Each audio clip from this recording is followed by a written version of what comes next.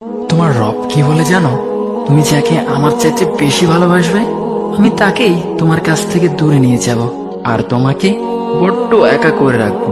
তিনি আরো বলেন, কখনো বলবে না যে তাকে ছাড়া আমি বাঁচবো না, কিন্তু আমি তোমাকে তাকে ছাড়াই বাঁচাবো। পিছনে সব আবেগ কেড়ে নিয়ে তোমাকে দিব্যি সামনে এগিয়ে নিয়ে যাব।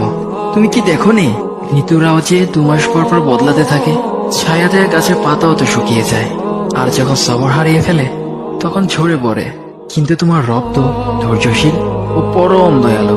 তিনি তো সেই ঝরে যাওয়া পাতার ঢাল থেকেও সবুজ পাতা গজান। তুমি কি দেখছো না তোমার স্রষ্টার এই নিদর্শন? যে মানুষটাকে তুমি নিজের জীবনের চাইতেও বেশি ভালোবাসতে, সেই মানুষটাও একদিন অচেনা হয়ে যায়, তোমার মন ভেঙে যায়, এমনকি বন্ধুর শত্রুতে পরিণত হয়। আর খানিক সময় পর শত্রু বন্ধুতে পরিণত হয়। যে মানুষটাকে তুমি নিজের জীবনের অংশ ভাবতে, সে মানুষটাও প্রতারণা করে।